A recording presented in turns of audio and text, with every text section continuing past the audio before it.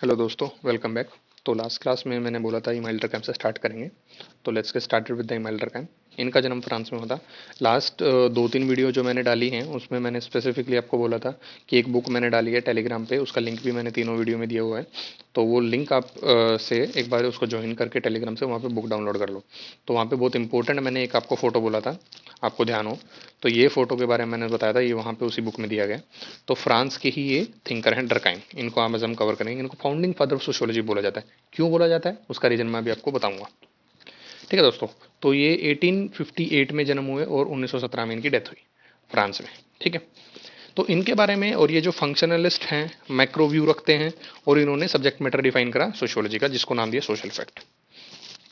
अच्छा, जिन लोगों को ये नहीं पता कि फंक्शनलिस्ट क्या होते हैं, मैं एक बार मोटे तौर पे बता देता हूँ, लेकिन मैंने वीडियो डाली थी last video, perspective of sociology.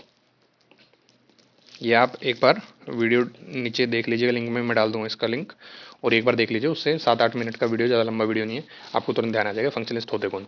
मैं वैसे एक बार मोटे तौर पे बता देता हूँ। फंक्शनलिस्ट वो लोग हैं जो बिलीव करते हैं कि सोसाइटी दो चीज़ों पे बेस है, एक कोऑपरेशन और दूसरा इंटरडिपेंडेंसी, कि आप आपस के सहयोग से और एक दूसरे पे हम इंटरडिपेंडेंट है तभी सोसाइटी चलती है।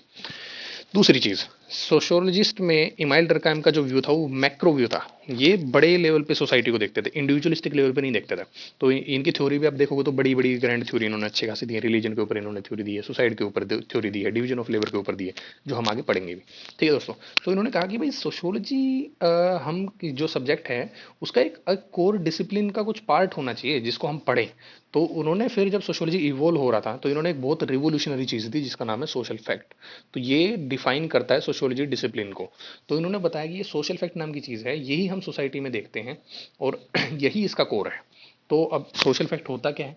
सोशल फैक्ट के बारे में उन्होंने बताया कि social fact are those way of thinking and acting in which basically they are external to individual, constrain in nature and general in character. Like law हमारा होता है, एजुकेशन होती है, रिलीजन होती है। तो इन्होंने ट्रेड्स दिए कुछ, चार बेसिकली ट्रेड थे, तीन इंपॉर्टेंट है, चौथा भी हमारे को ध्यान रखना है। एक्सटर्नल होते हैं सोशल फैक्ट, सोशल फैक्ट की करेक्टरिस्टिक्स हैं। दूसरा कंस्ट्रेन होते हैं, जर्नल होते हैं, इंडिपेंडेंट होते हैं। अब आपको समझ नहीं आ रहा होगा, मैं बता देता हूँ। एक्सटर्नल इन नेचर मतलब कि भाई आपके आने से पहले धरती पे बहुत सारी चीज़ें सोसाइटी में पहले से अवेलेबल थी। फॉर एग्जांपल फैमिली, फैमिली में आप आए, आपके आने से बहुत सदियों पहले से फैमिली चलती आ रही। धर्म, रिलीजन हमारा बहुत पहले से चलता आ रहा है। ठीक है, ये एक्सटर्नल है, आप आए आपके आने से ईजाद हो गया ऐसा नहीं है। ठीक है, आपके आने से और धर्म ईजाद हो जाए वो अलग बात है, बट आपके आने से बहुत पहले चीज़ें थी, मैरिज। तो ये हम एक्सटर्नल हैं, और ये सुई जनरस होते हैं, अपने आप ही वो होते रहते हैं और पहले से एग्जिस्ट करते हैं। ठीक है दोस्तों। कंस्ट्रेन होते हैं social fact. Social fact constrain कैसे होते हैं कि इंडिविजुअल को बहुत बार ये लगता नहीं है कि कंस्ट्रेन है, बट जैसे बहुत सारे रूल रेगुलेशन अगर हम जब तक नहीं तोड़ते, सपोज आप रेड लाइट पे आप जा रहे हैं, रेड लाइट पे आपने बाइक या गाड़ी नहीं रोकी, तो आपको क्या होगा, पेनल्टी लगेगी। तो तब आपको रियलाइज होता है कि नहीं, ये सोशल फैक्ट था, ये आपने क्योंकि इसको ओबलाइज नहीं करा, इसलिए आप पे पेनल्टी लगी। तो जब हम पे पेनल्टी लगती है तब अपने ध्यान में आता है कि कुछ चीज़ें फोर्सेबल इंपोज करी गई हैं हम पे। तो उनमें से सोशल फैक्ट है, और social fact constrain in nature होता है। ठीक है दोस्तों। तो दूसरी इंपॉर्टेंट चीज होगी ये। तीसरी चीज, ये जर्नल होते हैं करेक्टरिस्टिक में, जर्नलैलिटी इनका तीसरा इंपॉर्टेंट चीज है। कि भाई इनके बारे में अगर बोला जाए कि ये एप्लीकेबल है हर पे, हर किसी पे, almost all member of the society. ऐसा नहीं है कि दो थोड़े लोगों पे है, भाई आज आप पे है कल को मोदी पे नहीं है, या किसी और दूसरे तीसरे जो लोग वेल ऑफ एंड प्रिविलेज हैं उन पे नहीं है। ठीक है। तो सोशल फैक्ट हर किसी पे इंप्लीमेंट होते हैं। ठीक है दोस्तों। और इंडिपेंडेंट, इंडिपेंडेंट से क्या मतलब है? इंडिपेंडेंट मतलब कि इंडिविजुअल की विल से इंडिपेंडेंट है। ऐसा नहीं कि इंडिविजुअल ने चाहा तो कुछ उसके अकॉर्डिंग होगा, ये इंडिपेंडेंट रहते हैं, अपने हिसाब से रूल करते हैं। ठीक है दोस्तों। तो ये सोशल फैक्ट के चार करेक्टरिस्टिक्स ध्यान रखिएगा।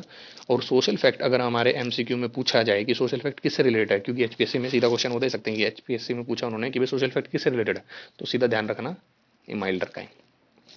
और इन्होंने इसको बोला था it's a subject matter of sociology. इतना ध्यान रहेगा। अब सोशल फैक्ट के बारे में पूछ सकते हैं भाई कितने उसके करेक्टरिस्टिक्स हैं, तो एक्सटर्नल होगा, कंस्ट्रेन होगा, जनरल होगा और इंडिपेंडेंट होगा।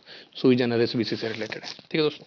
तो इतना अपने को सोशल फैक्ट के बारे में ध्यान रखना है, ध्यान रहेगा। आगे बढ़ता है। फिर सोशल फैक्ट को भी उन्होंने बताया कि दो तरीके के होते हैं भाई। उसमें से उसके टाइप में हम आगे पढ़ेंगे, लेकिन इसके दो तरीके के सोशल फैक्टर अपने को देखने मिलते हैं। पहला होता है मेटेरियलिस्टिक, दूसरा होता है non materialistic. Materialistic social fact पे डरकाइम ने ज़्यादा बात की, नॉन मेटेरियलिस्टिक पे ज़्यादा बात करी।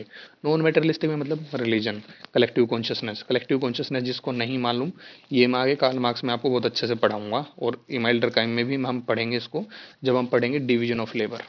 ठीक है दोस्तों, वहाँ पे सोशल सोलिडारिटी, सोशल सॉलिडारिटी के बारे में पढ़ेंगे। तो ये जो टर्म मैं बता रहा हूँ ना, ये आप या तो वीडियो को 2-3 बार देखिए, या याद रखिए, कहीं लिख लीजिए, क्योंकि ये टर्म पे ही क्वेश्चन बनते हैं, कीवर्ड्स होते हैं कुछ थिंक करके, तो वो आपको ध्यान होने ही होने चाहिए। ठीक है दोस्तों, तो collective consciousness, social current. Social current क्या होता है, अगर किसी को पता है तो आप कमेंट में लिखो, नहीं तो मैं इसको एक्सप्लेन करूंगा अच्छे से बाद में। ठीक है, तो ये दोनों चीज़ों पे तो ध्यान रखने की बात है, और इन्होंने नॉन मेटेरियलिस्टिक चीज़ों पे ज़्यादा ध्यान दिया। रिलीजन पे तो उनकी थ्योरी है, कलेक्टिव कॉन्शियसनेस पे भी इन्होंने बताया अच्छे से, सोशल करंट क्या होते हैं वगैरह वगैरह। अच्छा, तो सोशल फैक्ट के उन्होंने दो टाइप दिए। एक होता है normal social fact. Normal social fact मतलब कि दीज आर दो social fact which is good for the society and contribute in establishing and continuity of the society. जैसे कि इनफैक्ट क्राइम का तो ये भी मानना था कि भाई ओकेजनली जो क्राइम हो जाते हैं, सुसाइड भी हो जाते हैं, मर्डर हो जाते हैं, ये भी बहुत नॉर्मल फैक्ट है, सोसाइटी में चलेगा ही चलेगा। आप आज हैं, 100 साल बाद भी ये चीज़ें चलने ही वाली हैं। तो क्राइम ऐसे मानते थे कि भी ये बेसिकली हेल्प करते हैं सोसाइटी को स्टेबलाइज होने में, इस्टेब्लिश करने में, उसकी कंटिन्यूटी को मेंटेन करने में। आपको भले ये बात थोड़ी अजीब लग रही हो, बट क्राइम ने ऐसा बोला है। फिर वो कहते हैं पैथोलॉजिकल सोशल फैक्ट, दूसरा फैक्ट सोशल फैक्ट के बारे में। तो कहते हैं जब ये सुसाइड, जब ये हमारा क्राइम, मर्डर वगैरह, ये जब हद से ज़्यादा बढ़ जाएं, ठीक है, तो सोसाइटी में क्या आती है, इंस्टेबिलिटी। और ये जो इंस्टेबिलिटी है दोस्तों, इसी को कहते हैं पैथोलॉजिकल सोशल फैक्ट। ठीक है, तो ये जब ओकेजनल चीज़ें हमारी कन्वर्ट हो जाती हैं किसमें, रेगुलर, इनकी फ्रीक्वेंसी जो है बेसिकली हाई हो जाती है। ठीक है, तो इसलिए इसके अगेंस्ट में हमें प्रिकॉशनरी मेजर्स भी लेने पड़ते हैं कि भाई उससे ज़्यादा डैमेज ना हो सोसाइटी को, उसको रोकने के लिए। इसीलिए नॉर्मलेसनेस, एनार्की वगैरह ये सब ना आए, उसको रोकने के लिए हमें पैथोलॉजिकल चीज़ों पे हमें ध्यान करना पड़ता है। ठीक है, तो सोशल फैक्ट के बारे में उन्होंने बताया दो टाइप के होते हैं, नॉर्मल सोशल फैक्ट और पैथोलॉजिकल सोशल फैक्ट। तो ये चीज़ें अपने को ध्यान रखनी है दोस्तों, ये कोर है ईमेल डरकाइम का। और सोशल फैक्ट उन्होंने बोला कि भाई सोशल फैक्ट जो है वो ह्यूमन बिहेवियर और बहुत सारी चीज़ों से भी डील करते हैं, बट जो सोशल है ना, सोशल वर्ड इन्होंने ऐड करा सोशल फैक्ट। तो सोशल इन्होंने करा कि भाई वैसे तो फैक्ट बहुत सारे हैं, कुछ साइकोलॉजी के फैक्ट होते हैं, कुछ बायोलॉजी के फैक्ट होते हैं, कुछ हमारे फिजियोलॉजिकल फैक्ट होते हैं। ठीक है, लेकिन हम सोशियोलॉजी में एक फैक्ट पढ़ते हैं, वो है सोशल। जहाँ पे भी सोसाइटी रिलेटेड होगी, जहाँ पे भी समाज का कुछ रिलेट होगा, वहाँ पे उस चीज़ को हम सोशल फैक्ट बोलेंगे। तो इन्होंने यहाँ से डिफ्रेंशिएट भी कर दिया था बाकी डिसिप्लिन से कि भाई जो सोशल फैक्ट है वो कोर सोशियोलॉजी के लिए है। जैसे कि हमारा फिजियोलॉजिकल है, बायोलॉजिकल फैक्ट है, they are not at all subject matter of sociology. Sociology only study social fact. तो इतना ध्यान रहेगा। ठीक है, तो यहाँ पे हमारे सोशल फैक्ट होते हैं खत्म। ठीक है दोस्तों, अब बात करते हैं सुसाइड की। तो थ्योरी ऑफ सुसाइड इन्होंने दी, फ्रांस में इन्होंने 2000 के अराउंड केस पढ़े। पुलिस स्टेशन से गए, ये पुलिस स्टेशन में जाते हैं, पुलिस स्टेशन में फाइलें उठाते हैं और उनको पढ़ते हैं कि केस स्टडी कौन कौन से लोग मरे, किस किस तरीके के मरे, उनके धर्म क्या क्या थे, किस एज में मरे, क्या वो मैरिड थे कि नहीं मैरिड थे, या वो कौन सी रेस से बिलोंग करते थे, वो अर्बन एरिया में रहते थे कि रूरल एरिया में रहते थे। ठीक है दोस्तों, तो इन्होंने, और वो मैन थे कि वुमेन थे, इस तरीके से उन्होंने पूरा डिटेल केस स्टडी पढ़ी उन 2000 केसों की। फिर बाद में वो एक थ्योरी बनाते हैं अपनी सुसाइड की। इनके आने से पहले, ध्यान रखना दोस्तों, इनके आने से पहले सुसाइड, और आज तक भी बहुत सारे लोग जो सोशियोलॉजी को नहीं पढ़ते यूजुअली, उनको लगता है कि जो सुसाइड है वो तो बड़ा ही साइकोलॉजिकल है, आदमी का दिमाग पागल हो जाता है वो, या फिर उसको इतना प्रेशर वो झेल नहीं पाता वगैरह वगैरह, किसी भी रीजन से वो सुसाइड करता है। लेकिन डरकाइम ने आते ही उसकी आबो हवा बदल दी। उन्होंने कहा कि नहीं, इट्स अ सोशल फैक्ट। अब सोचने की बात है, देखो डरकाइम कितने अच्छे से बताएंगे कि ये सोशल फैक्ट क्यों है, और आपको भी लगेगा कि हाँ ये वाकई सोशल फैक्ट है। ठीक है, तो डरकाइम ने क्या कहा, डरकाइम ने कहा कि भाई जो सुसाइड है ना, ये सुसाइड दो चीज़ों पे डिपेंड करता है। और दो चीज़ें क्या क्या हैं, दो चीज़ों के भी बेसिकली रिलेशन पे। दो चीज़ें क्या क्या है, इंडिविजुअल और सोसाइटी। तो इंडिविजुअल और सोसाइटी का रिलेशनशिप कैसा है। अब ये जो फोटो है ना दोस्तों, ये एक बुक है नितिन सांगवान। नितिन सांगवान ने भी, मुझे नहीं पता उन्होंने कहाँ से लिया, बट मैंने वहाँ से लिया है। तो ये बुक आपको ईजिली मिल जाएगी। यूपीएससी के लोग जो प्रिपेयर करते हैं उनको बड़े अच्छे से मालूम है, सिविल सर्विस के लिए ज़्यादा है, क्योंकि उस पर सिलेबस पे पूरी बेस्ड है। तो वहाँ पे से ये फोटो लिया आप। इसको तो इसकी पीडीएफ अवेलेबल नहीं है, पुराना एडिशन है, आप गूगल करेंगे तो मिल जाएगा। अगर आपको चाहिए, आप मुझे कमेंट में बता दीजिएगा। I will post it on the Telegram. जो टेलीग्राम का लिंक है वो भी मैं अटैच कर दूँगा वीडियो के नीचे। ठीक है, एनीवेज, तो अभी थोड़ा काम की बात पे आते हैं वापस, बैक टू भावनाओं में नहीं बना। तो डरकाइम क्या कहते हैं कि जो सुसाइड है वो डिपेंड करती है दो चीज़ों पे, इंडिविजुअल और सोसाइटी इन दोनों के भी रिलेशन पे डिपेंड करती है। तो रिलेशन किस तरीके के होते हैं? दो तरीके के रिलेशन होते हैं, या तो इंटीग्रेशन बढ़िया है या फिर रेगुलेशन। दो चीज़ हैं कोर, एक इंटीग्रेशन एक रेगुलेशन। अभी इंटीग्रेशन ज़्यादा भी हो सकता है कम भी हो सकता है, उन दोनों वजह से सुसाइड होती है। रेगुलेशन ज़्यादा हो तो भी सुसाइड होगी, रेगुलेशन कम हो तो भी सुसाइड होगी। कैसे? अब देखो, ट्रेडिशनल सोसाइटी पहले वाली और मॉडर्न सोसाइटी आज वाली। अब देखो, सबसे पहली चीज़ ये सुसाइड हुई क्यों, उन्होंने बताया बहुत डिस्क्रिप्टिवली। अब उनको हम क्लियर करते हैं। सबसे पहले ये ईगोइस्टिक सोसाइटी दोस्तों, ईगोइस्टिक सोसाइटी जहाँ पे लो इंटीग्रेशन होता है, जहाँ पे मतलब ये लगाओ कि कोई किसी से आपस में मिलता जुलता ही नहीं है। इंडिविजुअल की बात कर रहा हूँ मैं, वो इंसान किसी से मिलता जुलता नहीं है। तो बेसिकली ये सोसाइटी कौन सी है? This society take place because of low integration between individual and society, जहाँ पे इंसान बिल्कुल कटा कटा रहता है।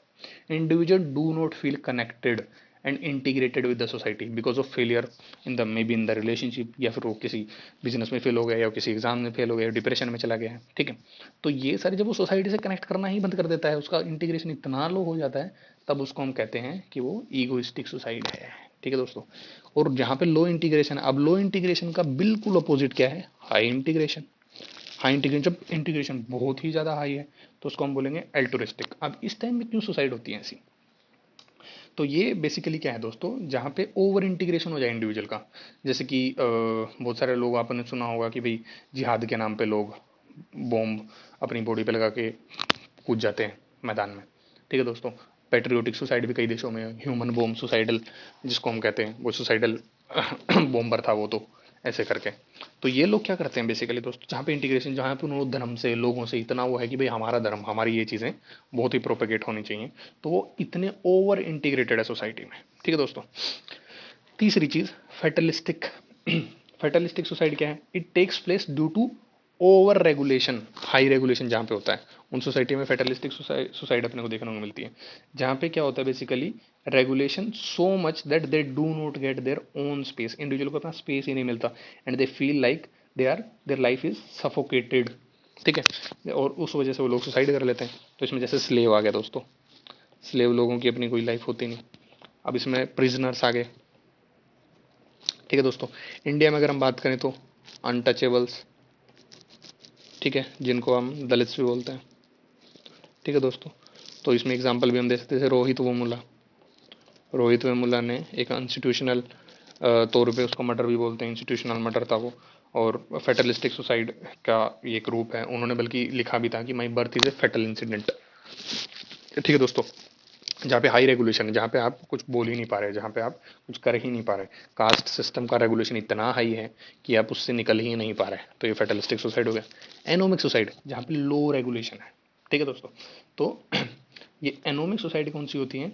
जहाँ पे बिल्कुल लेस रेगुलेशन है between individual and the society, when norms of the society, law of the society, order of the society completely break down and society is not able to regulate or control their individual।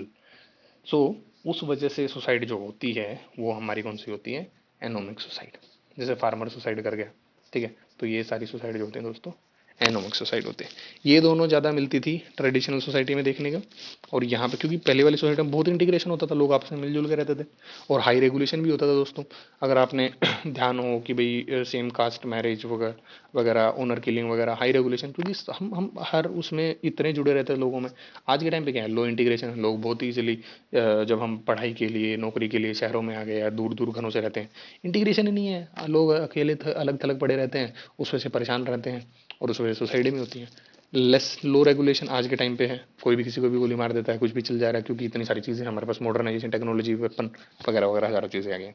ठीक है दोस्तों, तो ये theory करके suicide की जब डुर्कheim ने दी, तब जाके लोगों ने एक्सेप्ट करा कि हाँ, समवे और the other way suicide is a social fact. तो इतना अपने को ध्यान रहेगा दोस्तों, सुसाइड के बारे में बहुत सही थ्योरी दी, और ये ऐसा नहीं है कि लोगों ने एक्सेप्ट नहीं करी, बहुत लोगों ने एक्सेप्ट करी है इस थ्योरी को।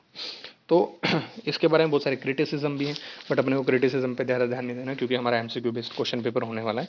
तो इतना ध्यान रखना है कि इमेल डरकैम ने 4 तरीके की सुसाइड बताई थी। फेटलिस्टिक, ये वर्ड ध्यान रख लेना दोस्तों, अगर ये भूलोगे तो फिर पेपर में अटेम्प्ट करना क्वेश्चन मुश्किल हो जाएगा। फेटलिस्टिक, उसका बिल्कुल अपोजिट एनोमिक। अल्टुरिस्टिक उसका बिल्कुल opposite egoistic. Modern society, traditional society. एक बार मैं रिवाइज करवा देता हूँ। फ्रांस में इन्होंने ये पढ़े थे, 2000 के अराउंड केस थे, सोसाइटी की थ्योरी थी 1897 में। फिर उन्होंने दो तरीके के सोशल फैक्ट बताए थे, normal social fact, pathological social fact. फिर दूसरा दोस्तों, दो तरीके के सोशल फैक्ट में से भी इन्होंने मेन बात करी जो नॉन मेटेरियलिस्टिक सोशल फैक्ट की बात करी है। Religion, collective consciousness, social current वगैरह ये हम डिस्क्रिप्टिवली पढ़ेंगे अगले इसमें, क्योंकि इमेल्टर का भी खत्म नहीं है दोस्तों। दो थ्योरी और बची है जो हमारे सिलेबस में बहुत इंपॉर्टेंट है। एक तो है डिवीजन ऑफ लेबर की, ठीक है, और दूसरी जो बची है रिलीजन की। तो रिलीजन के बारे में इन्होंने बहुत ही ज़बरदस्त इन्होंने थ्योरी दी है, और डिवीजन ऑफ लेबर के ऊपर ही बहुत अच्छी बात बोली इन्होंने, और एक बहुत डिस्क्रिप्टिवली डिफाइन करा है। सोशल फैक्ट अपने को ध्यान रहेगा कि चार चीज़ें इसके ट्रेट्स हैं, एक्सटर्नल होता है, कंस्ट्रेंट होता है, जर्नल होता है, इंडिपेंडेंट होता है। सुई जनरलिस वर्ड भी याद रख लेना। फंक्शनलिस्ट थे, मैक्रो व्यू था, डिफाइन करा इन्होंने सब्जेक्ट मैटर सोशियोलॉजी, तो सोशल फैक्ट इन्होंने अच्छे से डिफाइन कर दी। इतना ध्यान रहेगा दोस्तों। कुछ भी इशू है, कोई भी दिक्कत है, आप कमेंट में लिखिए, और एक बार आप टेलीग्राम को देख लीजिएगा जरूर। ओके दोस्तों, बाय बाय।